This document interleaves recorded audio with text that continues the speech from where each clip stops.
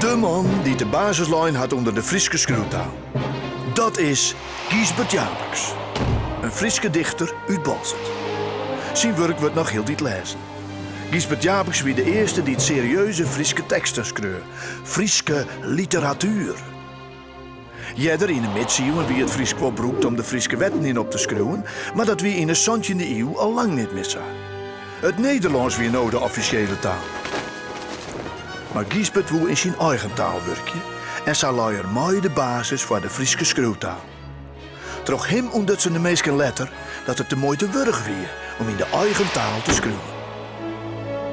Zo'n die tijd wordt er meer en meer in het Fries geschreeuwd. Giesbert Japeks wordt binnen in 1603 midden in de 80-jarige oorlog, de Nederlandse opstand in de Spaanse overheersers. De Republiek der Zeven Verenigde Nederlanden is ontstaan en Friesland is een van de Nederlandse gewesten. In een paar honderd jaar tijd is Friesland dus bot veroren.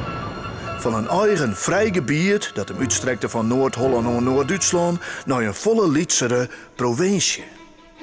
Die provincie werd eerst bestuurd door de Duits- en Spaanstalige Habsburgers en rekken daarna nauw belutsen bij Holland. Een soort Fries kwaad het door de gezagsdragers dus net meer sprutsen. In de maatschappij is het Friesk dan eens net volle meer als de taal zat die sprutsen wordt op het platteland. De boerentaal dus. In het Sjerken praten de dominees Nederlands. En op de universiteiten wie het dregen Latijn de viertaal. Want het Latijn, dat is ommers de taal van de oude Romeinen, de groenlezers van de Europese cultuur. In 1640 schreeuwt squalmaster Giesbert Japeks zijn eerste gedicht, De Frieske Tjenne. Het is een fleurig verhaal over een boer die het pachtgeld naar zijn heer brengen zal, krijgt op de dag dat hij trouwt. Maar dat is nog maar het begin. Daarna zet Giesbert uit met het serieuze werk, leefdesgedichten, Frieske psalmberimmings en orenverhalen. Omdat alle goed te dwaan, maakt hij een heel stelsel van regels over hoe het Friesk schreeuwen wat. Waarom er in het Fries schreeuwt, weten we net. Maar misschien is het wel om wat fleur te jaan ons je lippen. Giesbert Japeks had het net makkelijk.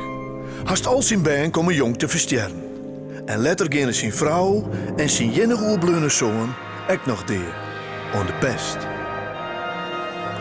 Om 1646 kreeg het Giesbert Japeks bezitten van Franciscus Junius, een verneemde taalkundige die het onderzoek dwaan wil naar de overeenkomsten tussen het Oud-Engels, het Nederlands en het Friesk. Junius bleef 2 jaar in Balzert om van Giesbert Japeks het Fries te leren. Dit moedigt Giesbert Japeks was zelfs ook aan om hem serieus met de Frieske taal dwaande te houden.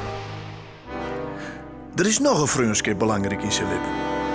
De Frieske skiertskruwer Simon Abus Gabema is bekend met Giesberts gedichten. In 1666 stiet Giesbert Japeks, ook aan de pest. En zijn vriend Gabema zorgt ervoor dat Giesberts gedichten uitjong worden, zodat ze voor het nieuwe geslacht bewaren blijven. Zo groeit Giesbert Japeks vooral na zijn deel uit tot de groenlezer van de Frieske literatuur. Een eenvoudige squalmaster die zijn klassieken kent, maar toch in de volkstaal gedichten maakt. Die dus uitdraagt dat de Frieske taal de moeite wurg is. De belangrijkste prijs van Frieske schreeuwers jet dan jou today ik de Giesbert Japeksprijs. En er is haast geen dorp of stad in Friesland dat net een Giesbert Japekstritter te vinden is.